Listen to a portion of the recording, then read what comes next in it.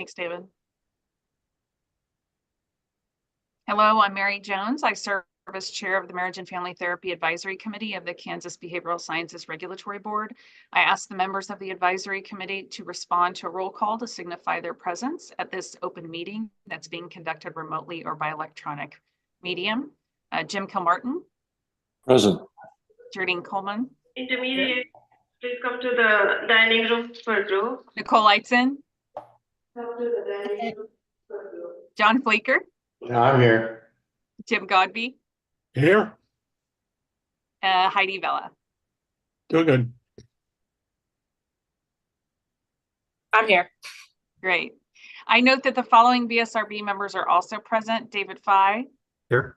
And Leslie Allen. Here. Next, David will read a message. Mary, can I interrupt you? Oh, I'm sorry, Chris. You were on my list. I'm present. I don't know if there's a meta message there that I need to read into, but I wanted to know that I'm present sorry. here. Thank you, Chris. That was me, my mistake. You are here, and thank you for being here. Okay. Appreciate that. Okay. Well, I'll go ahead and I'll read a short little notice given the nature of this remote meeting. My name is David Fye. I'm Executive Director for the Behavioral Sciences Regulatory Board. Public comment allows the advisory committee to address, allows members of the public to address the advisory committee about its concerns, but the Kansas Open Meeting Act, or KOMA, does not require the advisory committee to provide public comment or answer questions from individuals. Individuals requesting to provide public comment could contact the executive director prior to the meeting by sending an email to david.fye@ks.gov. There will be no public comment at this meeting as no individuals had requested to provide public comment. Because we are conducting this public meeting remotely by conference call and other teleconference ability, I state for the record the following information. Public access to this meeting is conducted by medium of interactive communication that allows members of the public without cost to attend the meeting through the use of the conference call and on the board's YouTube channel. While the meeting is conducted remotely, the requirements of KOMA are not suspended, so we will be conducting this meeting pursuant to the KOMA. On December 15th, 2023, we sent notice to the advisory committee meeting to all individuals who had requested notice of such meetings. The notice was also posted on the board's website, ksbsrb.ks.gov. You may obtain a copy of the notice at that website. An agenda and other meeting material have been posted on the board's website and are available for review. You may also request a copy of the agenda specifically by sending an email to david.fye@ks.gov with the subject line request for the agenda, and it will be sent to you. The notice contains information for the conference call and YouTube channel that permit members of the public to attend the meeting free of charge. The notice also states that if we have any technical issues during the meeting, you may call the board office at 785-296-3240 or send an email to bsrb@ks.gov. A recording of the meeting will be available on the BSRB YouTube channel following the conclusion of the meeting by using the link to the meeting on the agenda. And the conference call line is active. I did check it before we started the meeting, and there are no individuals on the conference call line. Okay, thank you very much. First item of business is a review of the agenda and agenda approval. So are there any additions or changes to the agenda? If not, I'll take a motion to approve. So moved. Thank you very much. Second? I'll second. John, thank you. All those in favor say aye. Aye. Aye. Any opposed, same sign. Great, thank you. We'll move next to the minutes from the previous meeting from our December meeting. And if there's no changes, corrections, suggestions, I'll take a motion to approve.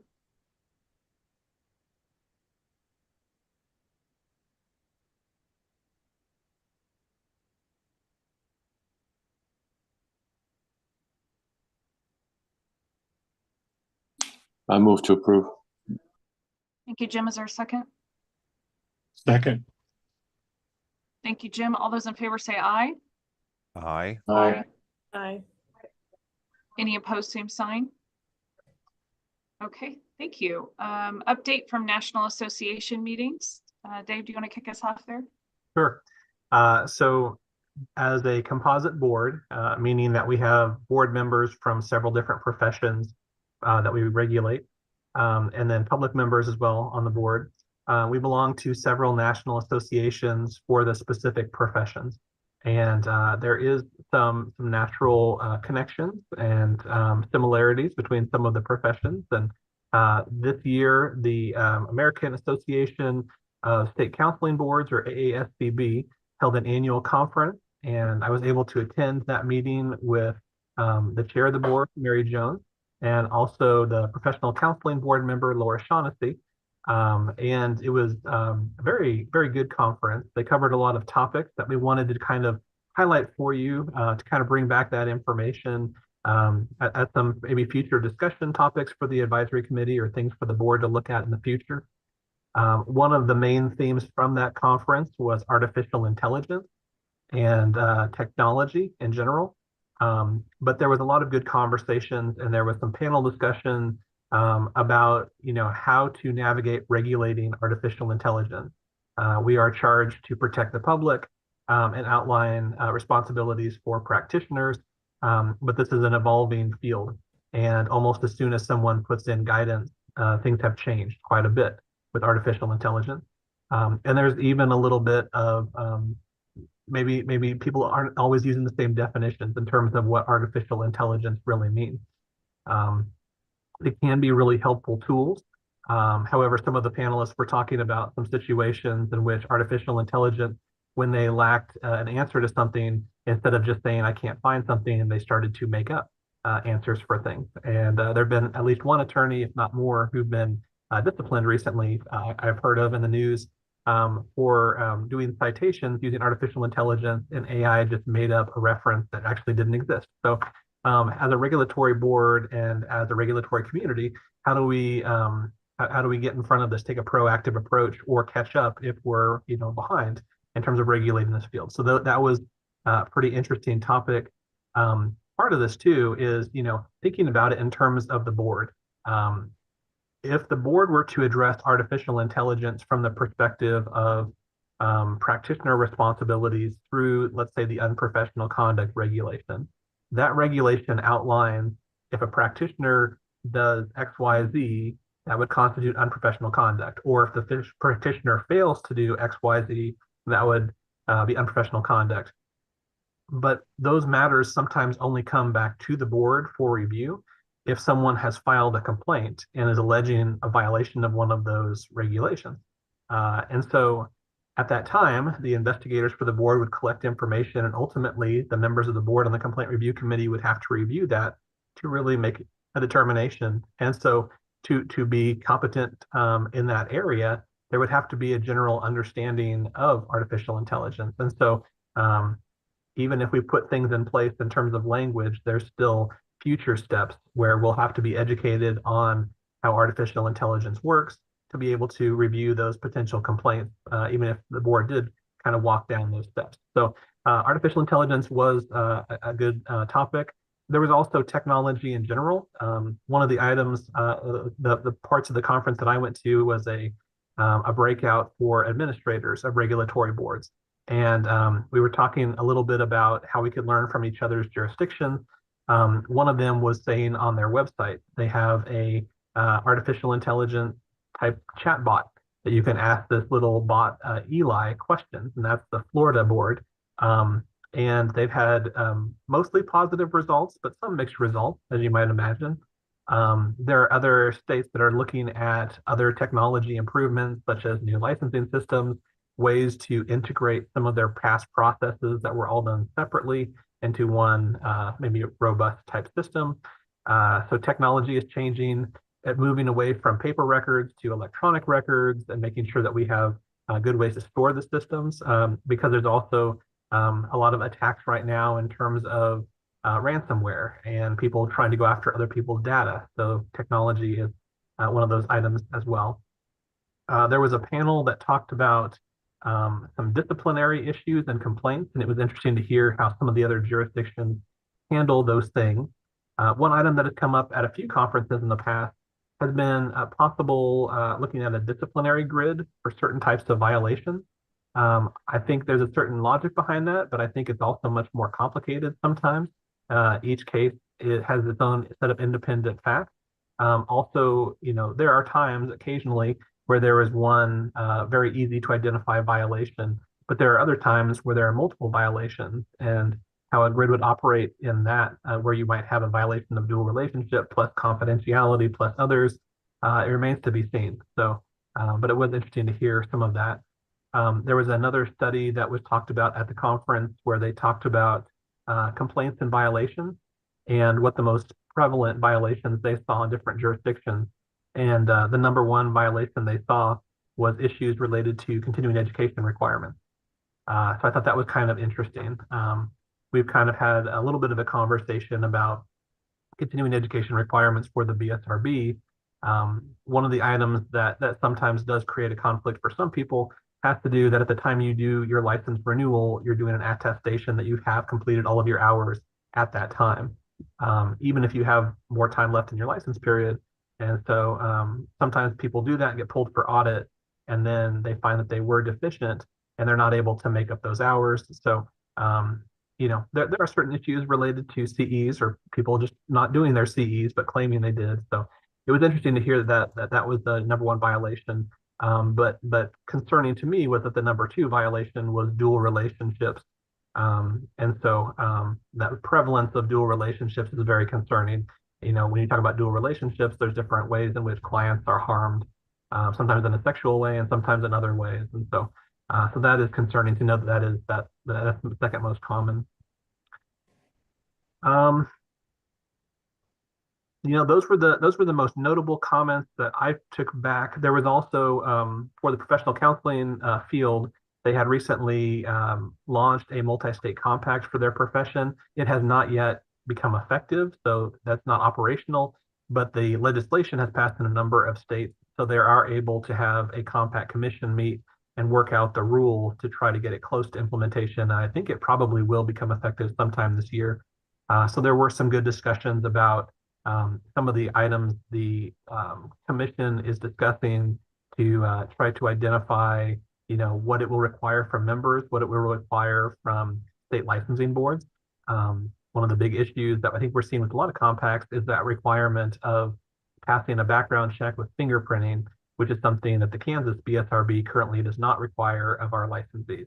But for compact membership, the states have a certain number of years to come in compliance with that if they are part of these compacts. And then for individuals practicing under them, some of the compacts have decided to let the practitioners practice while the state is getting into compliance with that part.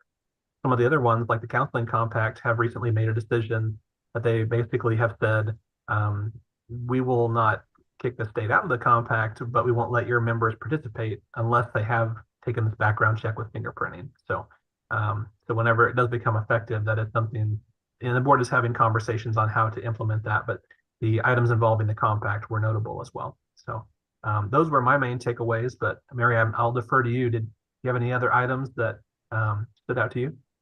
Just a couple of things, I think, as we're talking about compacts, one of the, David and I have talked before in this group about previous conversations we've had about compacts for MFTs. And it sounds like at this point that there's not a lot of, particularly with double MFT, a lot of support, but there is this pilot that's happening by way of looking at some type of similar compact for MFTs. So hopefully I'll be able to provide some information about that at some point. So that was sort of interesting and exciting to hear about.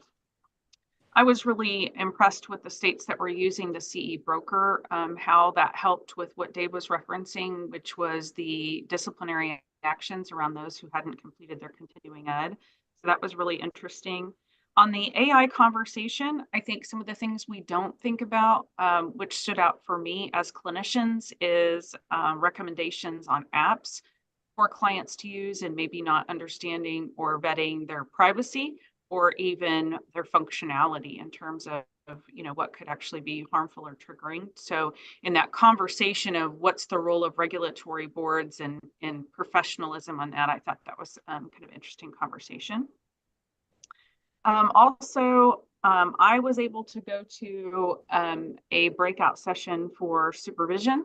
So there were some interesting notes in that, just things that other states were doing that I hadn't really thought about necessarily. And a lot of that had to do with capping the number of supervisees one could have, having some limits around that. Do states require or not require supervision contracts, and just how some states handle periodic upload of hours, just to keep a more closely in line sense of how those hours are tracked for supervisees. And so I just thought there were some interesting things that perhaps Kansas could look at some time. But that was an interesting conversation. I was also part of a breakout session on disciplinary action. And since I do work on the complaint review committee here, I thought there were some interesting takeaways from that, just by how states handle complaints, those kind of things too. So that was really good. I think lastly, I didn't go to this, but one of our board members, Laura Shaughnessy, went to a breakout session on a jurisprudence exam. That's something that I think we've talked about a few times as a board, whether or not that would be good for our state. You're seeing more of that. And Oklahoma has a jurisprudence. I'm not sure what other surrounding states, but it's just kind of good discussion about, particularly as people go into interstate compacts and what does it mean to be able to ethically provide services and understand what's happening to the constituents of that state or the citizens of that state. Just some really good conversation around there. So it was a great conference. I was happy to be invited to that.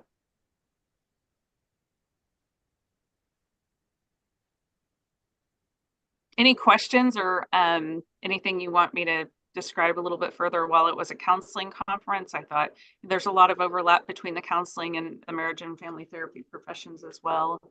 And it's great topics to think about and be able to participate in.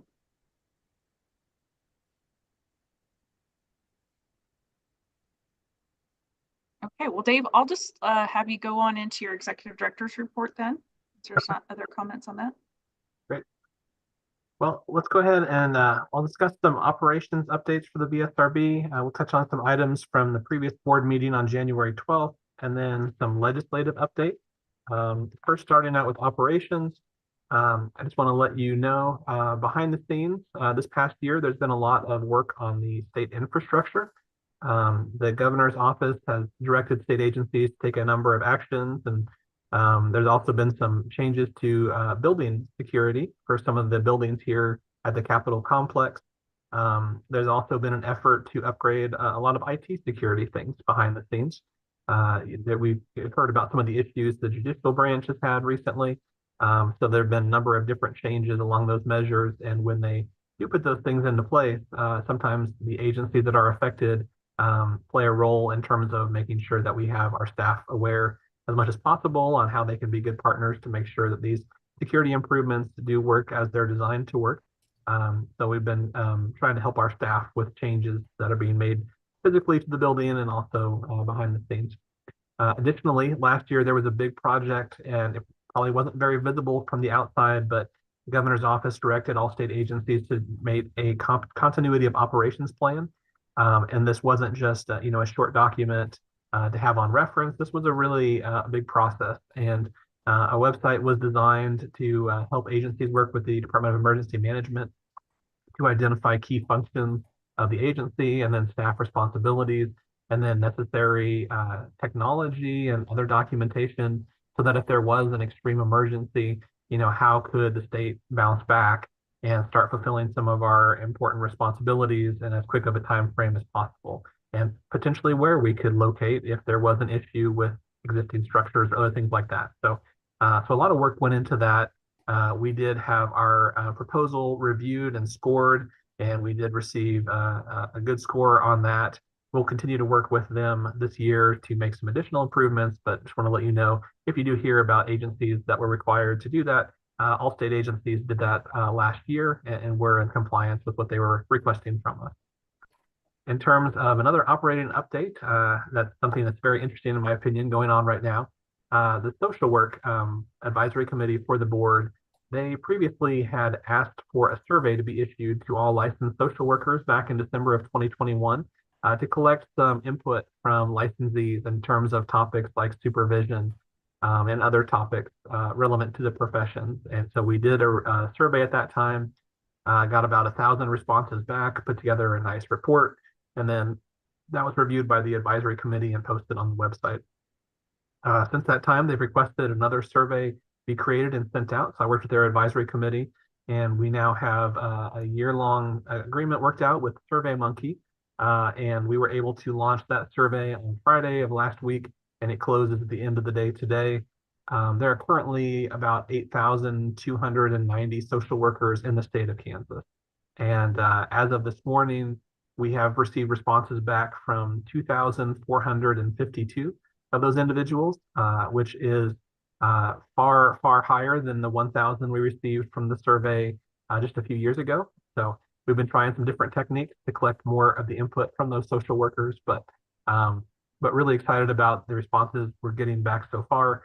Like I said, today's the last day for that survey, but excited to see kind of how that's moving forward. We've also been able to work with the other advisory committees. The plan that we have with SurveyMonkey would allow us to do a survey for each of the professions if there was interest from the advisory committees. So on the agenda, that's one of the topics that we can discuss at today's meeting, but just want to let you know how that was going for the other profession. And I think it's really positive so far that we've gotten those responses back. Another item we're taking a step forward is we're starting to scan some of our documents so that we can vet the process in terms of we would like to move forward and start storing our existing records in electronic form rather than paper.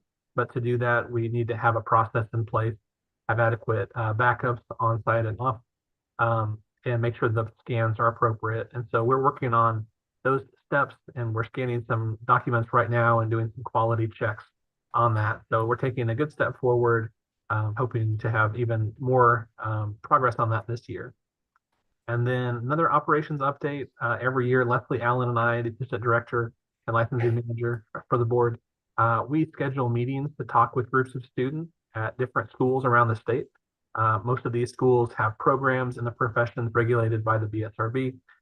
Over the past few years, almost all of these meetings have been by Zoom, partially due to schedules and then also partially due to the pandemic. And as we're moving to a much better time period now, trying to get more of these meetings in person. And so been reaching out to a lot of contacts with schools and would like to reach out to even more to set up, at least to offer, if the schools would be interested in that, to do a presentation. And those presentations talk about some of the things to know when you're going through the licensing process in terms of when to apply and what to submit, some common pitfalls to be aware of.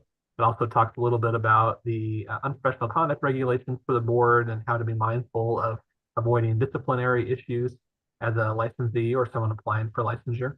And then also it highlights some of the resources for individuals on the BSRB website.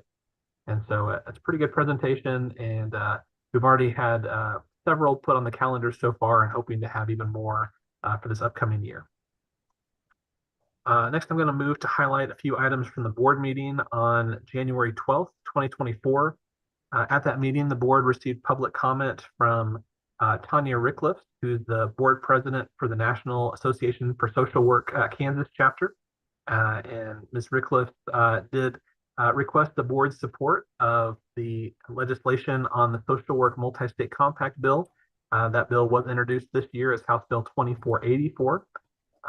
The board had a good discussion and had the opportunity to ask questions to Ms. Rickliff. I think the two of the items that need to be resolved, one, the social work compact is designed very differently than some of the other compacts. Some of the other compacts would allow a limited scope of practice, like the psychology compact allows individuals to apply to do telehealth in certain states, or up to 30 days of in-state practice, but it's a limited ability to practice. The professional counseling multi-state compact allows individuals to seek a privilege to practice in different states, which is similar to a license, but not a full license. This multi-state compact for social work would allow states to begin to issue multi-state licenses. And so they would continue to issue their existing, we'd call them in-state or single state license. And so if you did the single state license, you could just practice in your home state. But under the social work compact, your states would now be able to offer a multi-state license, which means if you got the multi-state license, you could not only practice in your home state, you could practice in all other compact states, as if you had a license there as well.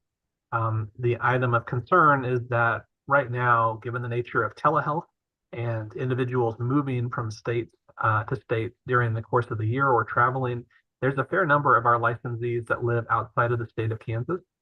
And so I mentioned we have about 8,290 social workers that are licensed by Kansas currently.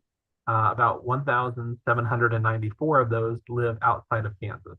So if the social work compact were to be enacted, we would expect that those individuals who currently live outside of Kansas that get the Kansas license would most likely choose to discontinue that to do the multi-state license. We would expect that most of those individuals would probably have more than one license. And so for some of the individuals, the motivation for passing that compact was if they have for 2, 3, 5, 10 licenses in lots of different states, this would be a tremendous savings to them. But for the states that balance operation funding by licensure, how do we adjust for losing out on the license revenue for that almost 1,800 individuals from other states? And the way that that can be balanced is to be able to charge a higher fee for the multi-state license. And so that is something that the existing legislation before the legislature would allow the BSRB to do. The bill itself only sets the caps for the fees that can be charged, but essentially there would be some flexibility in those fee caps so that the board would be able to potentially put in a higher renewal fee, let's say, for these multi-state licenses than a single state license. And if you think about it, that kind of makes sense. If you're paying to practice in one state, it would make sense that you would pay more for a license that would allow you to practice in potentially 50 states. So it's a different model, things to be worked out. There's also the issue I mentioned earlier of the background checks with fingerprinting. The BSRB currently does not require that, but for individuals to practice under that social work compact, they would have had to have taken that. Right now, we've talked to members of the Kansas Bureau of Investigation. KBI has told us that those background checks are about $50 a piece. That's not revenue that we would get for BSRB operations. It's really a pass-through, but it would take care of the cost for KBI to do those background checks. And so we've had some preliminary conversations that if this were to pass, how could we get this up and functional in terms of that aspect? So right now, that bill is in the House Health and Human Services Committee. There was a hearing on it, and we did present proponent testimony because the board did say at that board meeting that they would support the legislation, knowing we'd need to work out some of these issues. Also at the board meeting, there was conversations about CE broker and the board interest in moving forward. At the previous meeting, there was a presentation by representatives from CE broker, and there were some questions about data sharing and security of their systems and things like that. So some of those questions were answered, and since that point, I've been working with the attorney for the board and also representatives from Office of Information Technology Services who handle our IT needs to make sure that we have good agreements in place and working out some of the logistics in terms of integrating their system with our renewal process, so that would be helpful. There's a few more issues to kind of work out, but I think we're on pace to kind of move forward with that. So just working out some more of those logistics. Another item that came up at the meeting, there was a delegation motion by the board that had to do with the review of certain license applications. Currently right now, if someone attends a non-accredited school, frequently the BSRB needs to bring in an expert to review the program requirements and coursework so that we can establish that the person's educational coursework and the program they attended have equivalency to what is required or what the national accrediting body would require. And we have certain requirements for those non-accredited programs in our regulations. And when the experts review those, they put together a report and offer an opinion to the board. And what we have been doing is for those individual reviews, once we have a report back from the expert, we have been bringing those to the board in a meeting under the Kansas Administrative Procedures Act, which meets once a month at the end of each month. And the board has the final decision on whether that person can move forward based on the opinion of the expert. Well, the board determines that if we receive an expert report and the expert report shows that the person would meet the necessary qualifications and there are no other further issues that would necessitate board review, that the BSRB is able to move forward, either being able to license those people if that's the situation, or being able to move them forward so they can take their licensing examination without it having to be held for those CAPA meetings. Now, if there are other issues that require board vote, such as someone who had past disciplinary issues or felony convictions, that would still go before the board. If there was anyone who might potentially be a denial, that would still go before the board. But in cases to where everything has lined up and it appears that there are no further issues and that this person does meet the qualifications, as long as BSRB staff doesn't see anything further than needing the board's review, we can move those people more quickly through the process. So this should help speed up some of the timeframes for some of those individuals, so that's a positive step forward. And then last item from that board meeting, I wanted to highlight, the state passed a bill last year to create a unified license verification portal for the professional licenses offered by the different bodies in the state. As part of that bill, the state authorized for a creation of an enterprise licensing system for any of the state agencies that wanted to move to that new vendor. Since that point, there's been about 6 or 7 who have agreed to move to the new vendor, and that vendor is Acela. There's an opportunity for the BSRB to move under that new licensing system as well. So at the March board meeting, that company is going to make a presentation to the board and kind of explain their system and show the board what it would be able to offer if the board wanted to move. It is possible that if the agency moves now, there might be some money related to the pandemic available to cover some of the implementation cost of the system. So right now we're just kind of collecting information, but hoping to know more information after that March board meeting. And now I'll move next to some legislative updates. I know some of you may have a lot of interest in some of these items and may have other interest in different things. So I'll just kind of cover some of these at a high level. In terms of the BSRB, our budget has to be reviewed by the legislature every year. Even though we don't receive any money directly from the state general fund, the legislature has oversight over the BSRB's budget and establishes a limit on how much we can spend in any given year. And once that limit has been established, the agency works within that limit. And I can tell you from my perspective, if there are savings that we can have while still doing our responsibilities, that is part of what I try to do during the course of the year. If we don't spend money, it doesn't go anywhere, it stays in the fund.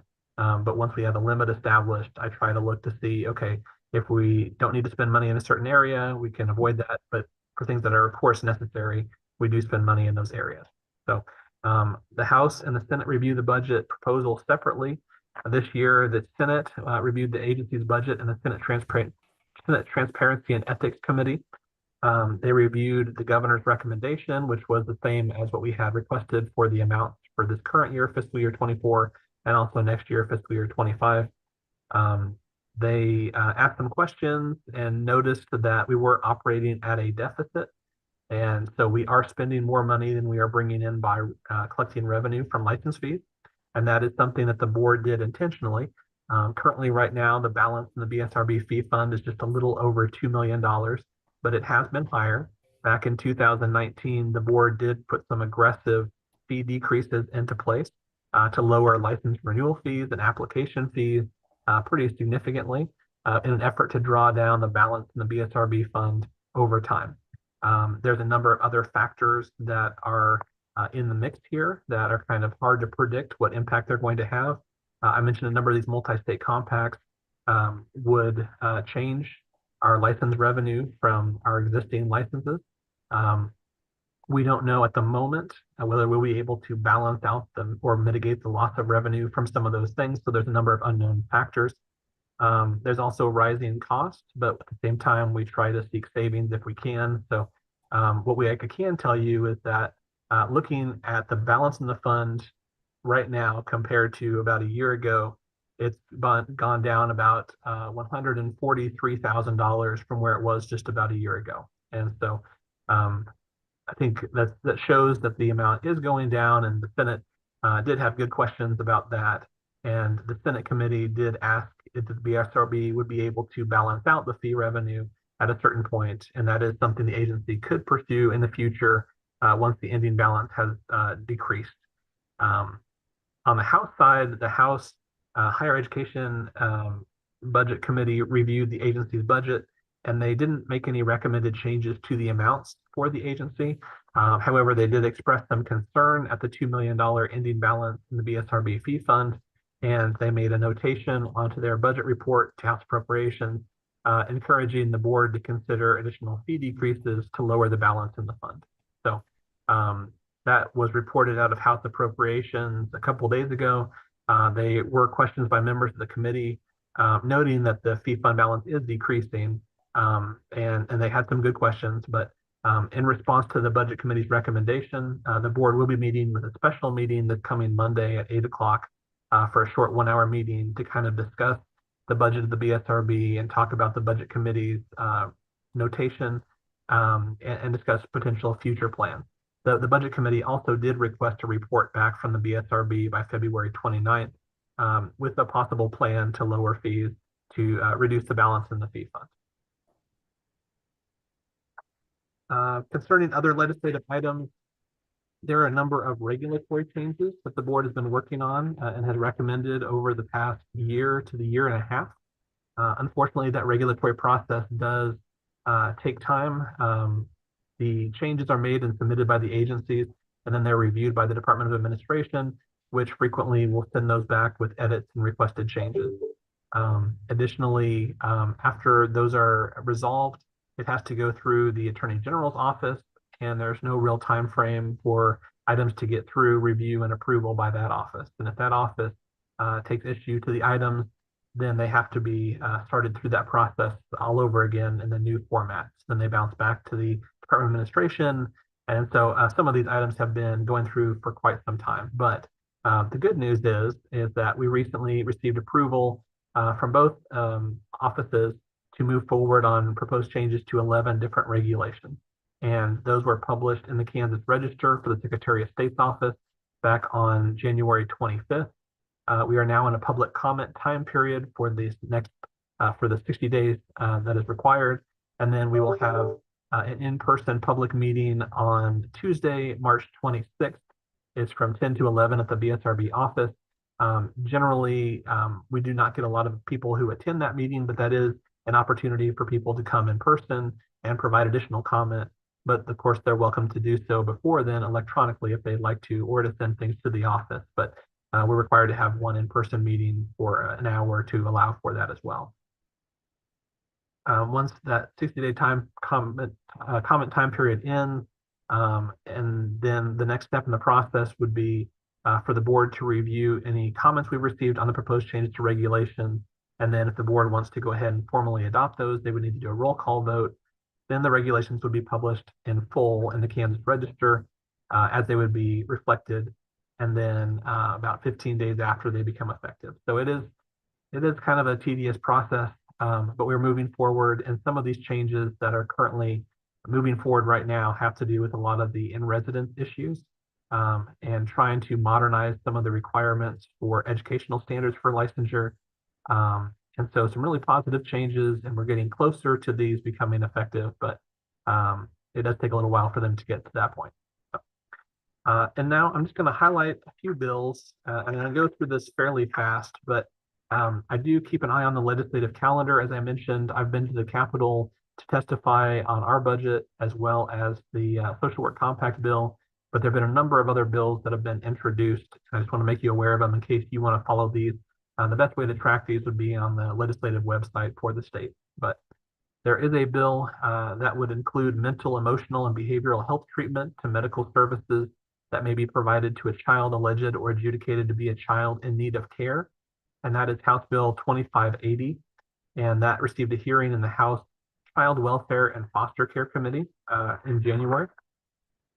There is also a bill that would expand the definition of peer support counseling sessions in the rules of evidence. That is House Bill 2557. And that was heard in January in the House Judiciary Committee. There is a bill that would provide that programs and treatments provided at a certified community mental health clinic be granted a renewal certification if such programs and treatments have been previously certified or accredited. That is House Bill 2578, and it received a hearing on January 30th in the House Health and Human Services Committee. There's a bill that would require the Secretary of KDADS to reimburse counties for the cost when a person is in a county jail awaiting examination, evaluation, or treatment for competency, and other provisions on jails. That is Senate Bill 228, and it received a hearing on January 30th in the Senate Judiciary Committee.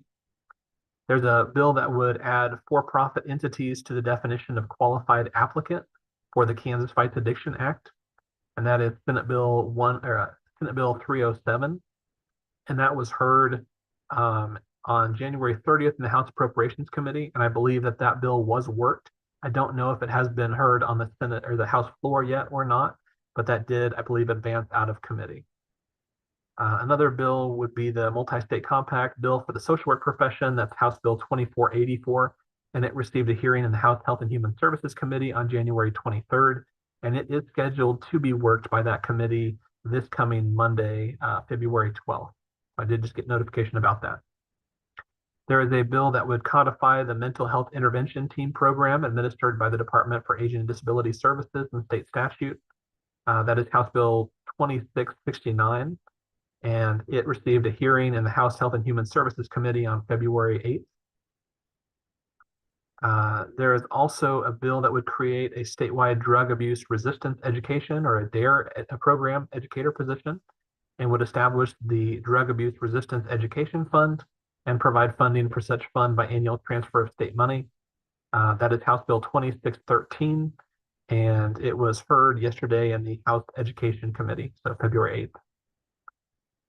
There's also a bill that would require certain persons on a third or subsequent conviction of driving under the influence to receive a multidisciplinary model of services for substance use disorders. The bill received a hearing in the House Corrections and Juvenile Justice Committee on February 1st. It is House Bill 2601, and I believe it was scheduled to be worked yesterday in that committee as well. And then there is also 3 recent bills that I just want to make you aware of. I don't believe any of these have been scheduled for hearings yet, but just go ahead and put them on your radar. There's a bill that would involve Transparency and Prior Authorization Act to impose requirements on the use of prior authorizations in healthcare. That is House Bill 2713. A bill that would exempt military members and military spouses from paying occupational licensing fees, and that is House Bill 2745. And then finally, there was a bill that was introduced and referred on February 7th. It would create a licensure for the art therapy field. And that is House Bill 2756, and it has been referred to the House Health and Human Services Committee. So hopefully that covered a broad range of topics that you may have some interest in. If you do have any questions over the operations updates I provided, or the board update, or any of the legislative items, I'm happy to answer your questions. But with that, I'll go ahead and end my report. I have a question. I'm curious, have there been many applicants for the community-based therapist license, the new one? That's a great question. So Leslie Allen works a little bit more hands-on with some of the licensing staff on those types of applications, and she might be a better person to comment on that question. I haven't really asked, but I have not seen that many. Just a few have come through so far. Okay. Yeah, I think in terms of the new license types that we have seen, that bill that passed last year, Senate Bill 131, created a few different license types. One of those was for the social work profession for students who were in candidacy for accreditation. To my knowledge, we haven't received anyone who has applied for that special type of license yet. We have received a fair number of individuals applying for the new student temporary addiction counselor license, and I'm not sure what the number is for that, but I have received some comments from people, and I know there's some individuals who applied for that, but I think that one has been the most popular. And then we've had, I think, a handful of individuals. You may recall one of the other items that was created in the bill was a new 6-month temporary reinstatement license for individuals who were previously licensed who wanted to come back to the profession, but maybe had not completed all of the CE hours to get their license fully reinstated. They could do that and have an ability to practice under that temporary license for up to 6 months, and then get their license fully reinstated after the hours were completed. So I know we've had a few that have inquired about that as well. So, but in terms of the one that you were asking about, Leslie might be more aware of those, but we kind of had a sampling of some of those. And part of this is, there were so many moving pieces of that bill. We would like to put a spotlight on some of those items in the future. One of the ones that I really want to put a spotlight on is another item that was in that bill. We made a change last year in terms of fee decreases. The cost to reinstate a license for people who've been out of the field for over a year was cut in half as a way to help individuals who really had stepped away from the profession for one reason or another who might be interested in coming back. That cost was decreased, but if you've been out of the field, you may not know that that actually took place. So I'd like to do more of a campaign to make people aware of that item and encourage the people to come back. So working on some of those topics. Thank you.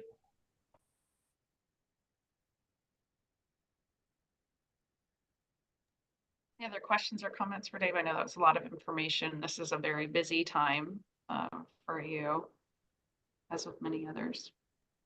David, could you remind me of the House bill number for the art therapy license? Yes, that is House Bill 2756. All right, great. Thank you. Yeah. And I was actually contacted, I believe, yesterday and asked to provide a fiscal impact, at least a statement. The Division of Budget puts together fiscal impacts on all the bills that get introduced. And so that was one where they had reached out to us to get some feedback on that. As you might imagine, it's kind of tricky to know how many individuals might want to seek licensure, or what even the cost of a license would be for that group of individuals, or staff time to implement it, creating new forms. So we'll do the best guess that we can, best estimate based on other applications that have been done. But and it hasn't been scheduled for a hearing that I have heard. But yeah, it is House Bill 2756. All right, thank you.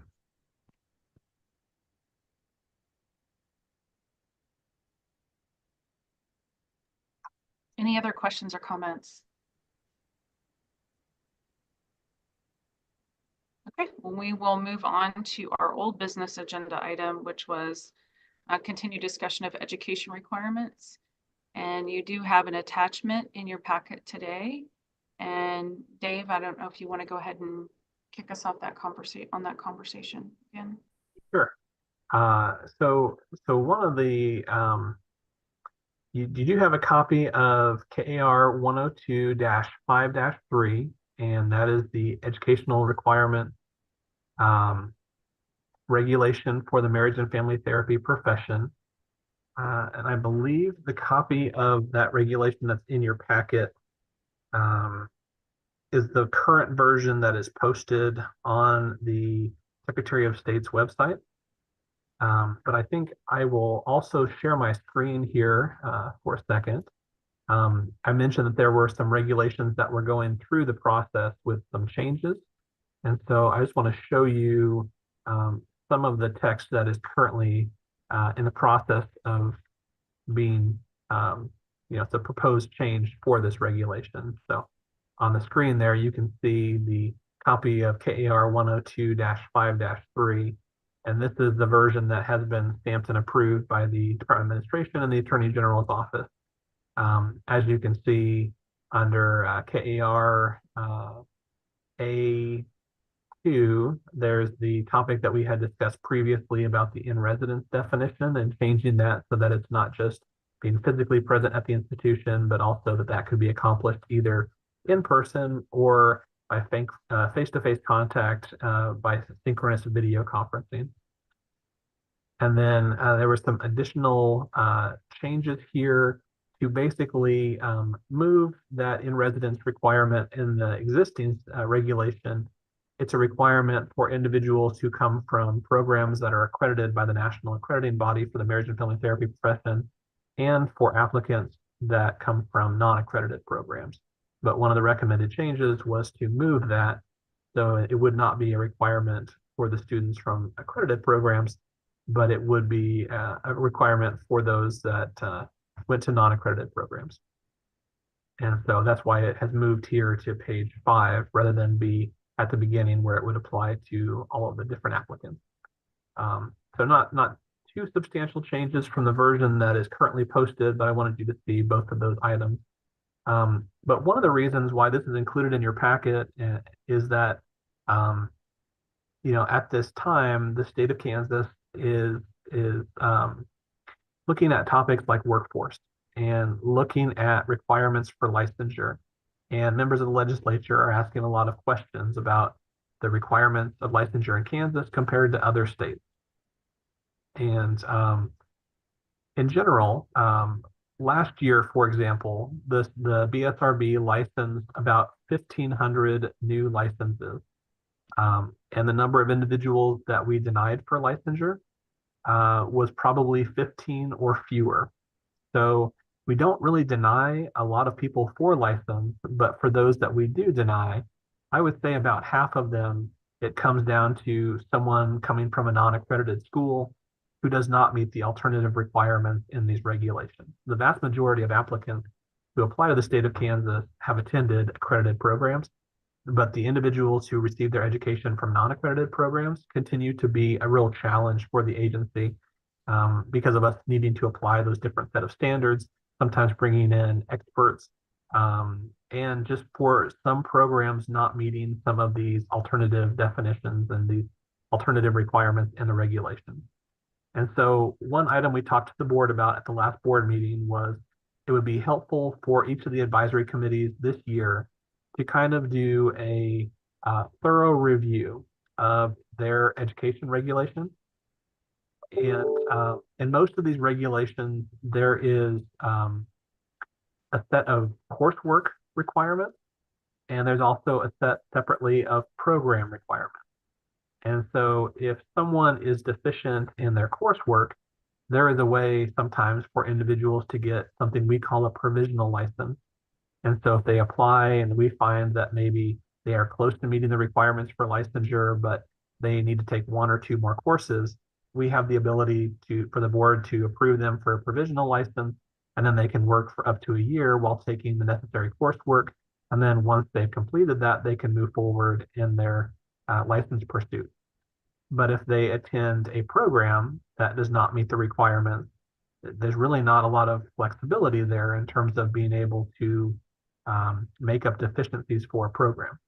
And so what it means is that if there are program level requirements in these regulations, it's really important that we have good justification for why those items should be there. So each of the advisory committees is doing a review of this regulation for their profession. For the professional counseling profession, their national accrediting body is called CACREP. And what their regulation says is that individuals would need to have received their education from a CACREP accredited program or meet the following requirements. And I had reached out on behalf of the BSRB to a representative from CACREP to take a look at our regulation to see if some of the alternative requirements, do they go above what the national accrediting body would require or expect from programs? And so they are currently looking at that. I've reached out to the national accrediting body for the marriage and family therapy to see if they also could take a look at what we require and maybe provide comment. And perhaps we could follow up with them if we had some, pointed questions on a topic here or an issue there. We don't have to be 100% matching what the national accrediting body would require. But if we do something different, we probably need to have a good justification for why we do require it. So hopefully that helps frame this conversation. But this year, it would be helpful for the advisory committee to kind of walk through the program level requirements and the coursework requirements and to consider whether these items are necessary for licensure or if they need to be changed or removed or adjusted.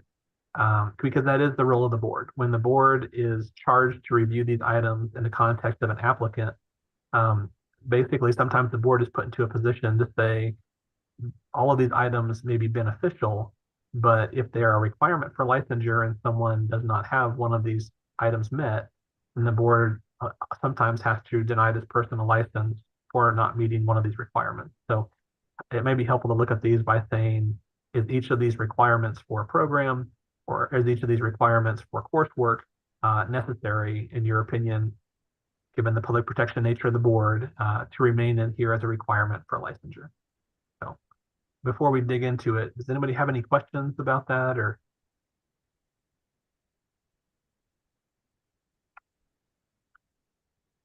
And I did want to highlight this too, for context. at the very end of these regulations, it does give the history at the very end. And so this was originally authorized back in 2010. And then, some of this was most recently updated, it looks like back in 2011. So it has been probably about 13 years since some of these items were modified or changed. Now there are some existing changes that are going through the process, as I mentioned, on the in-residence issue, and that is something that will hopefully be an item the board will be able to adopt here in a few months. But in terms of the other content, it has been several years since this was put into place. I know for one of the other advisory committees, they were discussing that they had reached out to a school to kind of ask them why they are teaching courses in a certain area, because it seems like those were some of the things that were taught a long time ago, and whether there has been an evolution of things being taught in these fields. And the person said, well, the BSRB still continues to require courses and topics in that area. And so we want our graduates to be able to get licensed. So we match what the licensing body requires. And so I think now it's time for us as the licensing body to look at these standards to evaluate, are these still necessary, or are there things that need to be updated?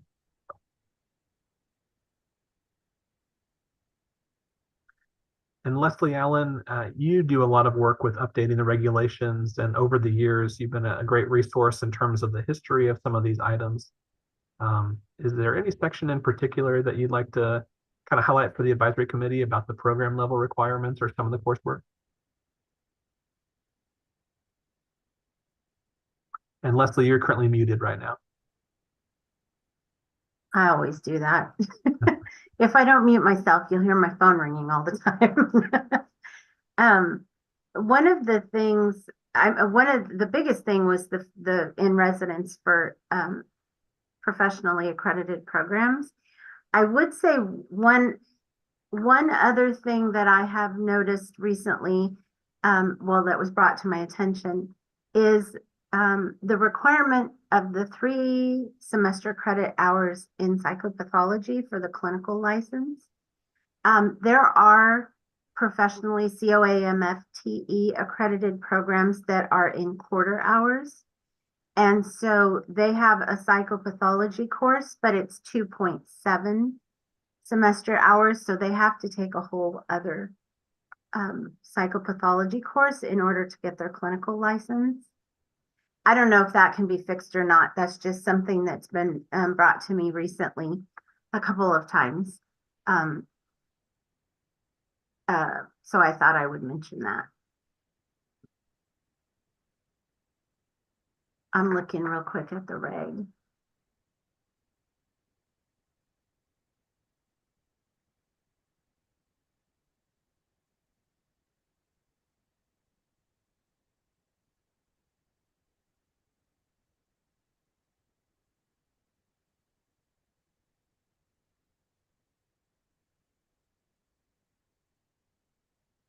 The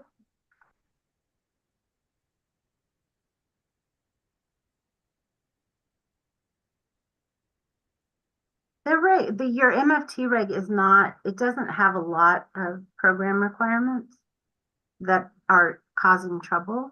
I think the 2 that had caused trouble the most were the 300 hours of direct client contact in practicum, and the new statute allows them to make that up. So specifically California schools will be able to meet the requirement. They'll just have to make up those hours because they don't require 300 hours. And then the residency. So there isn't really anything that stands out as causing trouble at this point. And I also wonder, I don't know if people in this advisory committee know that Jardine does independent review of applications too, if they're non-accredited. And Jardine, I didn't know if you had anything that you typically see or that you could recall that seems problematic in this area.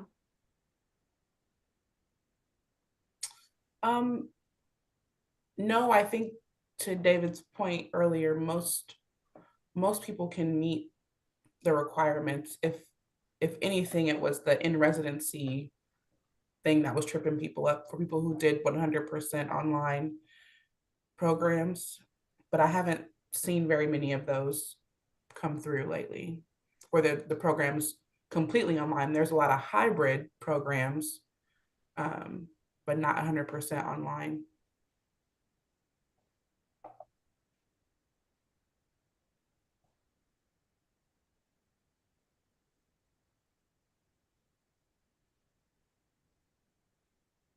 Well, if you're looking at the section that talks about the applicants from the non-accredited programs, that might focus on item D here. Because earlier it does say, either receive your education from a program accredited by a national accrediting body or meet certain requirements. And so some of those are in section D, if you want to take a look at that for a future meeting potentially.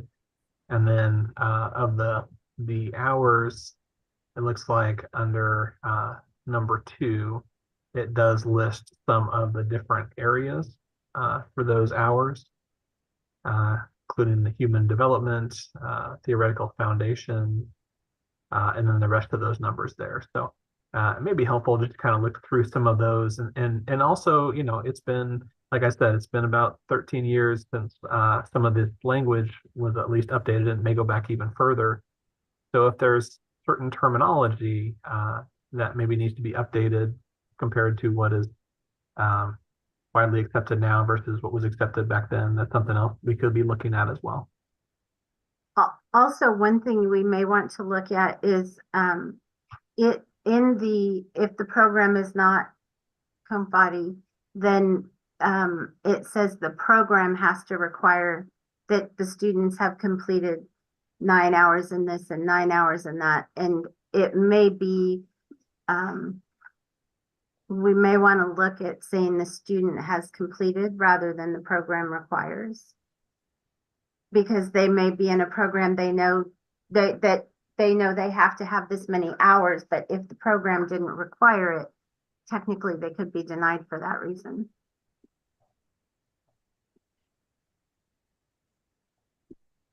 Something that is hard to verify is the number of hours of supervision sometimes.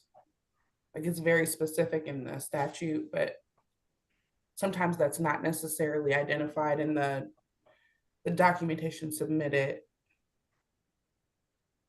But then it goes back to, does the program require, and having to look at what does their program handbook say is required versus how many the student completed.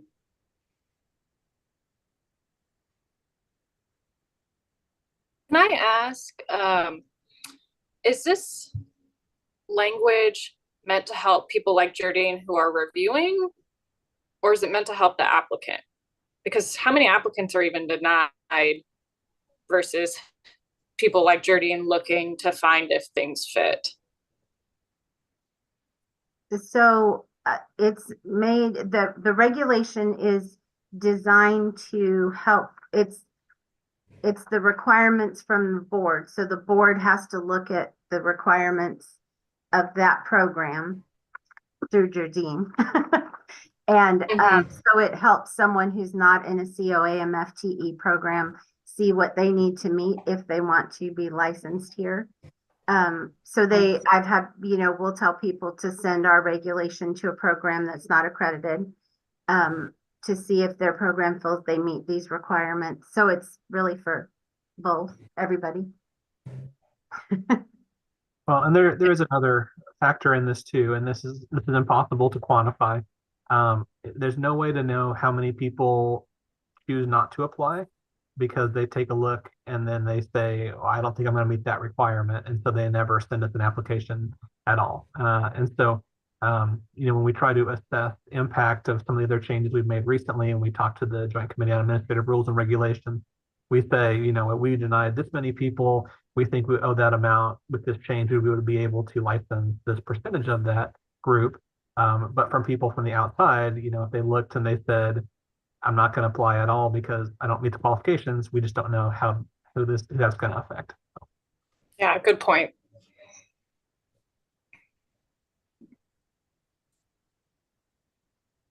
Well, I think you've given us some good places to look in terms of evaluating language and some suggestions. And um, it would be nice if we could take this as sort of our homework note and come back next meeting with what we think through some of the language. And, you know, as I've learned over my time here, sometimes a simple language change, like a will or a shall or a substantial equivalent or something like that, can make a big difference in how we look at these regulations. So any other clarifying questions before we leave that topic?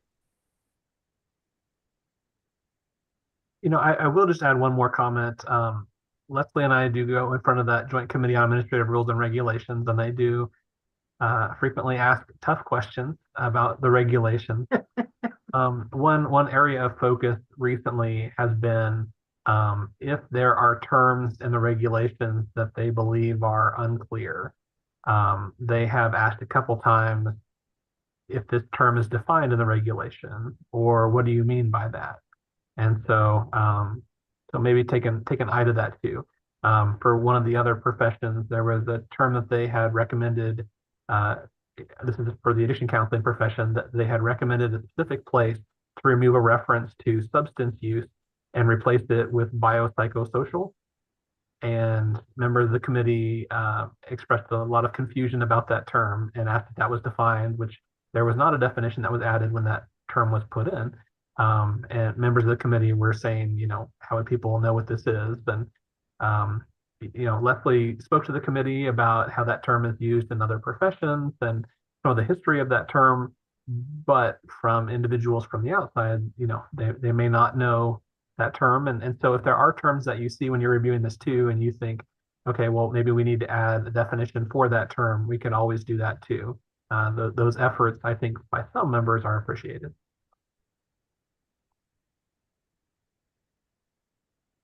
Good note. Thanks, Dave.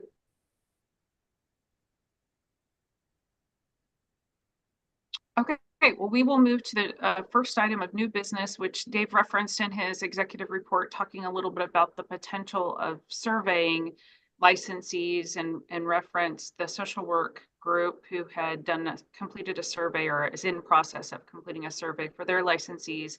So really, this is a general open discussion for us because there is capacity this year to send out such a survey like that. Is there interest, or what would those topics be among our licensees for MFT? And are there any thoughts around potential ideas around surveying?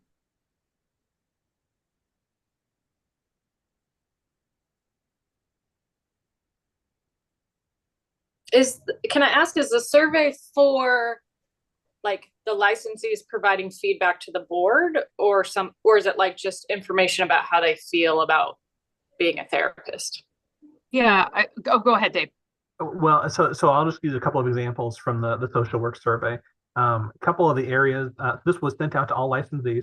And for the social work profession, there's a bachelor's level, master's, and a clinical level of permanent license. So it was sent out to all of them, but all questions may not be relevant for all levels of licensure. So, so for some of the questions, they asked about if you have received clinical supervision, did you note any issues when you received that supervision? And there's also some questions that ask about the change in allowing supervision hours to all be by televideo versus needing to do some of the supervision in person in the past. And so then there's also some questions for individuals at the clinical level that basically says if you were providing clinical supervision, did you notice any issues? And how we're also trying to collect information on the frequency that people are doing supervision by televideo now. So knowing whether opening that up has actually been something that people have benefited from, and then also knowing if there were any drawbacks to that as well. So supervision, specifically telesupervision, is one topic that the social workers have looked at. They also are looking at their license examination and the importance of that as a requirement for licensure. There have been some comments around their licensing examination recently, so they were collecting some feedback on that. There were some questions about continuing education and the role continuing education plays in terms of the public protection mission of the board. I think there was a question as well. I mean, there's some demographic questions to make sure you have a good broad sampling of individuals completing the survey that asks about if you practice in a rural area or an urban area, and then also to find out how many of the individuals responding to the survey live in the state of Kansas compared to outside of the state of Kansas. So there's some that make sure we have a good representation, but this one primarily focused on supervision, telesupervision, the examination, continuing education. There might have been one other topic. Oh, and the multi-state compact. That was something too.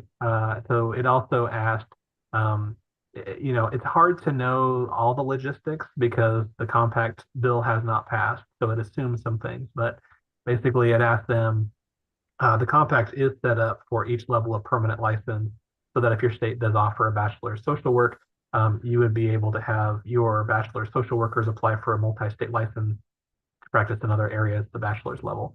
And so it basically said, if this bill passes and Kansas could offer a multi-state license at a higher fee, would you be interested in switching from the single state license to the multi-state license? Part of that was I talked about, we know how many people are licensed in Kansas that live outside of the state that we would expect to lose on our license rolls if the compact were to become effective and these states pass the compact. What we don't know is we don't know how many people living in the state of Kansas would want to switch from a single state to a multi-state license. And if there is a lot of interest in people doing that, that can help us find the right price point for that multi-state license. Because we don't want to use it as some tool to make money. We just want to mitigate the loss of revenue from losing those out-of-state licensees. And the more people that express interest in it, the lower that price point can be to find that balance. So those are some of the topics that social work looked at. But yeah, this would be targeted at all of the permanently licensed individuals. A little bit differently, in terms of reviewing that regulation on education, we could reach out to individuals from different schools. But usually when we've done that in the past, we've done that through sort of an open process where we just send an email to contacts at schools. This would be more of a confidential survey just to all licensees. Yes, the opportunity is if there are things that we would like to know from MFT, licensed MFTs, this could be an opportunity sometime this year, right? We'd have the whole year to think about, is there information that would be beneficial for us to learn that would help us guide some of these other decisions or just know more about our licensed professionals.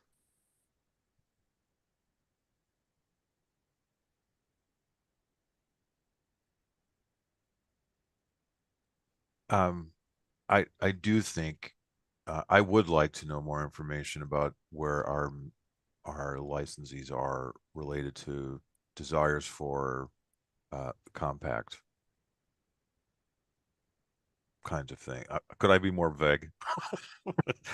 Questions around compact options, I think, would be of real interest.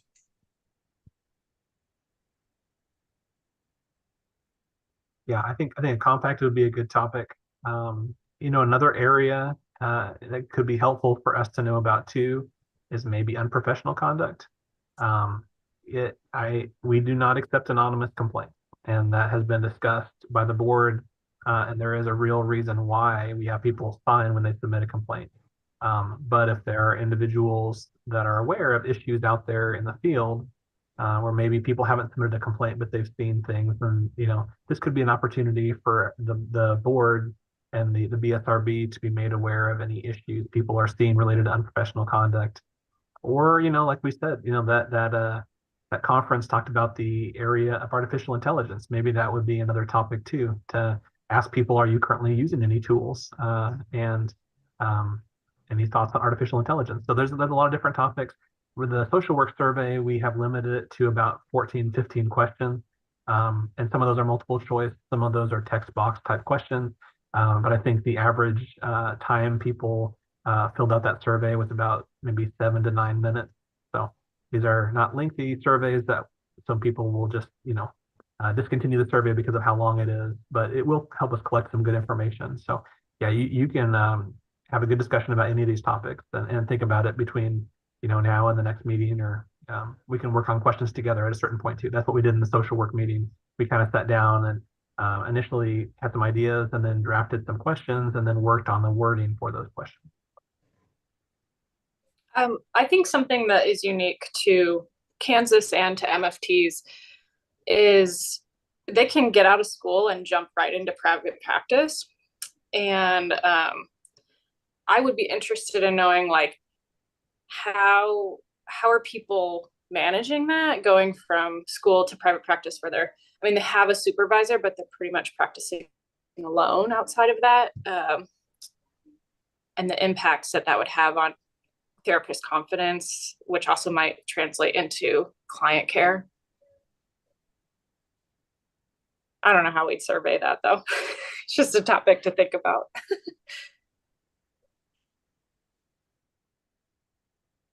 Yeah, I think that's great. And I think that's this opportunity for us is to think about, sounds like there's interest among this committee to say, yeah, let's find out more about what MFTs are doing. And, if you could have 3 or 4 categories in which we have 2 or 3 questions underneath, it doesn't seem like it would be too much information, but also could help us in some of those areas. I mean, I think about supervision a little bit too, probably because it's teed up in my mind from this last conference, but there are things around supervision. Maybe to your point, Heidi, if you jump into private practice, do you have supervision that adequately supports that type of work versus, there could be all sorts of questions in there, but it's an opportunity for us to think about what is it that we'd want to learn, and then really start crafting what those questions could look like. It's interesting, having not had education in this area and, coming into this role as executive director, you kind of assume that there's a lot of normalized standards in different states. And then some of these things like supervision, every state has something a little bit different. And Kansas, in terms of licensure, we're pretty unique in the fact that we have 2 levels of permanent license. And at times, it's kind of funny when I have a conversation with someone from another state, if they're not as aware of our licensure system.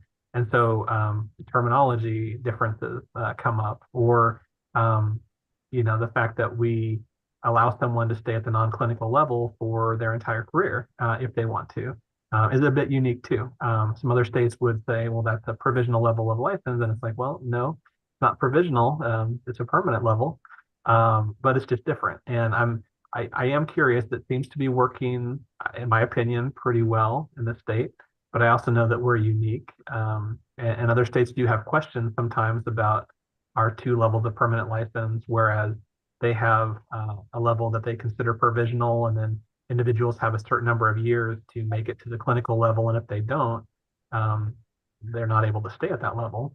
In my opinion, that's pretty rigid, especially at times where we have workforce type issues. And in my opinion, I'm probably biased because this is the system we have here in Kansas, but I would think it would be better to have people out there working rather than make them discontinue working because they did not move to the clinical level. But I am curious, that could be another area too, is since we are unique in that way, to maybe get some feedback from people who have stayed below the clinical level for a number of years, just to know why they stayed at that level, or, so that's another topic, just from an outside perspective, maybe not as critical as some of the other topics, but that is an interest to me, just knowing how unique we are compared to what other states have in terms of licensure.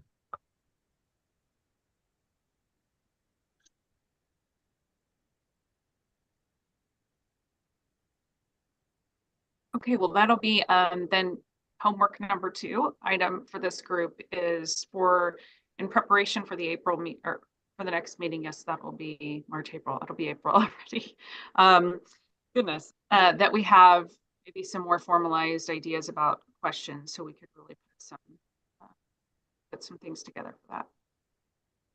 Thank you. The next item is really open discussion items for 2024 to see if we could just dialogue about, are there things that you want to bring there? Certainly invite you and remind you that there are topics. If you have topics or things that are on your mind from your perspectives, we would love to get those on the agenda items, but just sort of open discussion for this, for those.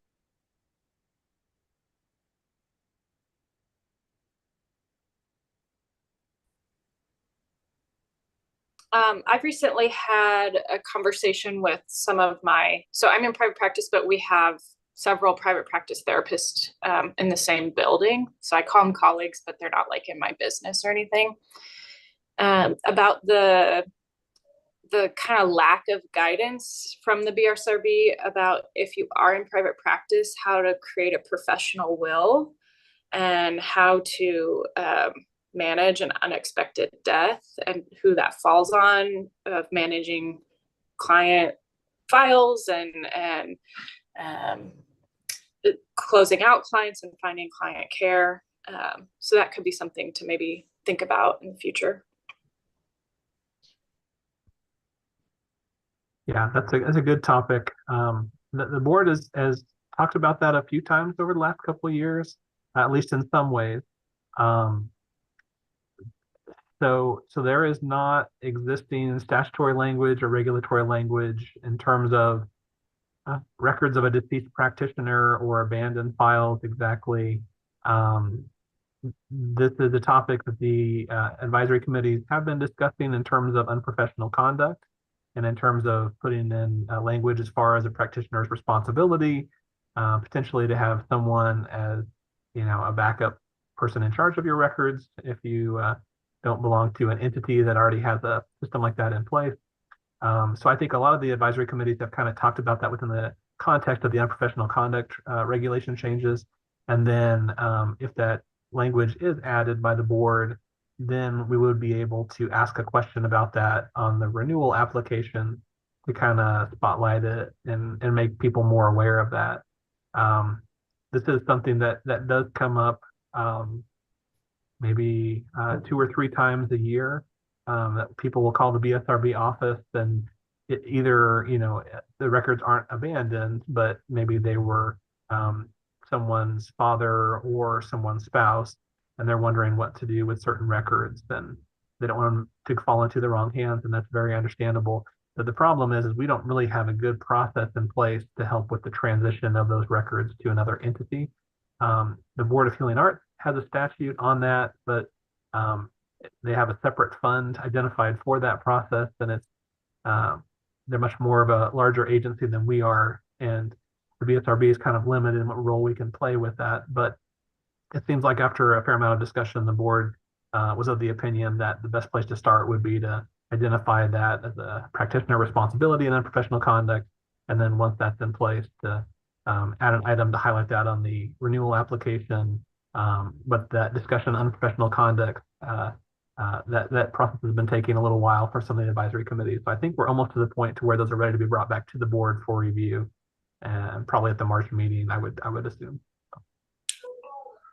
David, I'm just wondering, I think Heidi's point is well taken. I'm very familiar with the Board of Healing Arts process, having retired from there. I think that this could be a possible question for a survey of licensees. Do you know how? Do you need something along those lines? If we're going to survey people, it might be good to get for the board to get a grasp of how large a magnitude this issue is or isn't, and perhaps provide us with a good direction or impetus to enhance that aspect of the practices. Good point.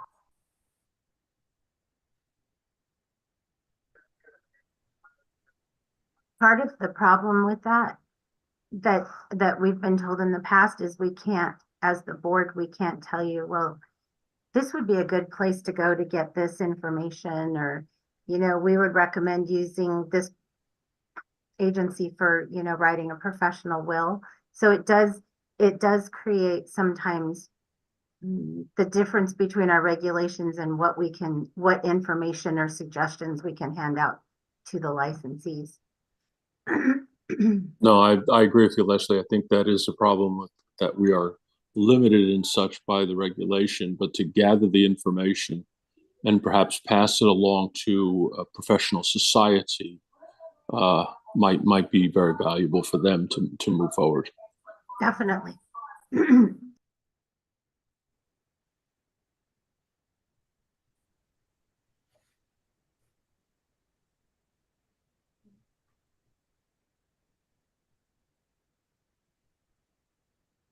Well, again, this is just an open-ended opportunity. So I think, if you don't have anything top of mind right now, just always encouraging you to let Dave or I know if there's things you want us to add to the agenda, because we're happy to take your input and put them on the items for discussion as well.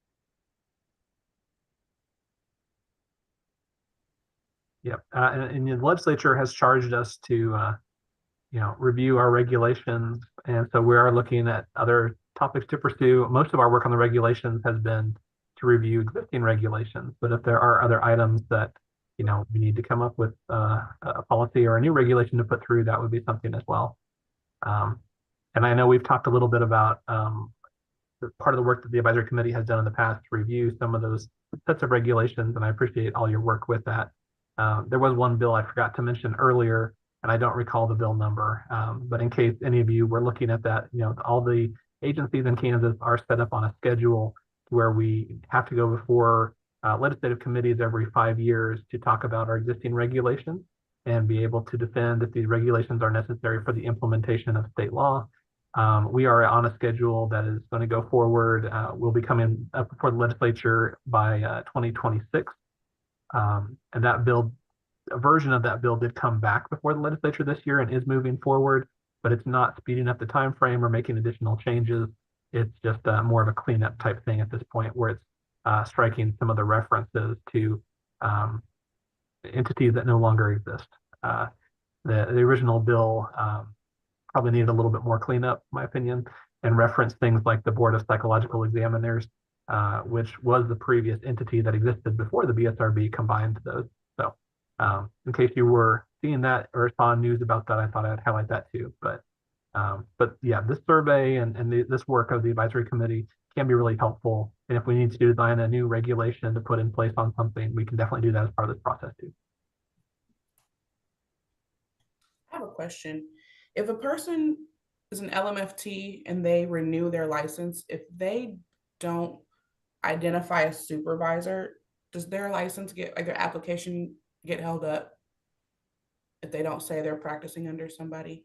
Yes, if a person checks that they're providing psychotherapy or working in a place that requires a license, I'm not sure how the question is worded, they have to enter their supervisor or the person providing direction.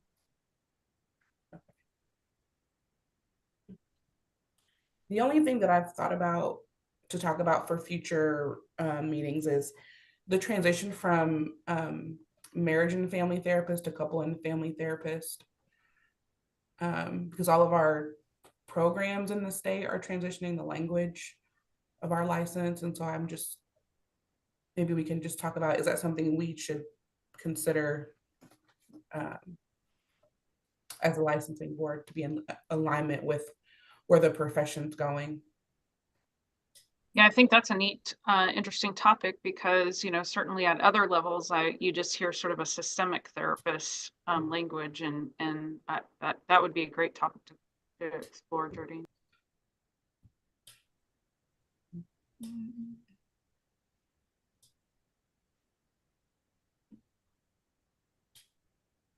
Oh, the other thing that we talked about briefly in a previous meeting was the overlap of clinical training plans and license renewal. So if you're on a clinical training plan, it typically will expire, or it goes beyond your 2-year LMFT license. And so people end up having to double pay within the same calendar year for the LCMFT. And if there's anything we can do to adjust that timeline, or I don't know if there is, but yeah, almost like an extension of your current license or something. Yeah, like if you're within great. so many hours, could you request an extension to finish?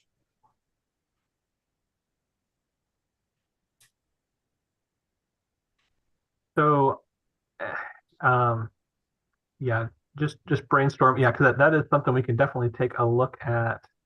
I know in the past there had been some conversation about being able to adjust the length of license for people who wanted to shorten their length of license to kind of make two licenses sync up with the same expiration date.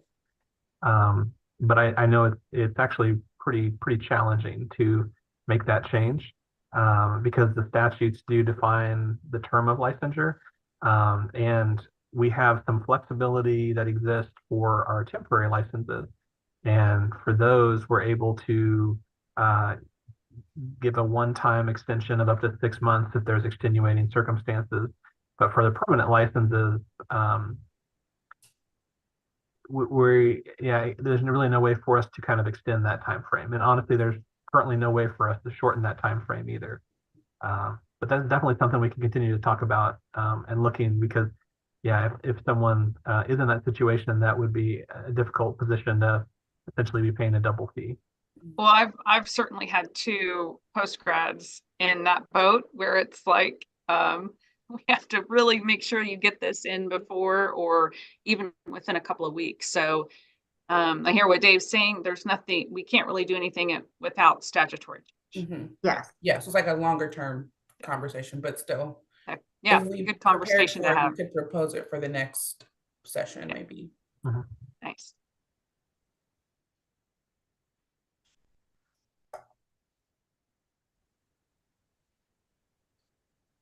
Okay, well, thank you for those. And I think they're great topics, and we just want to make sure that you feel like anything that's coming up on your end, we can put on the agenda and address. So thank you for that. And again, the invitation to always let us know if there's something you want to add on there.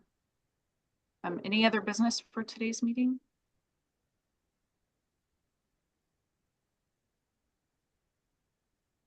Well, our next meeting will be April 12th at 10 a.m. And with no other business, I'll take a motion to adjourn. So moved. Thanks, Jim. Second? I'll second. Thanks. All those in favor say aye. Aye. Bye. Everybody, thank you so much for your work today, and we'll see you in April. Thank you. You. Thanks, Bye. everyone.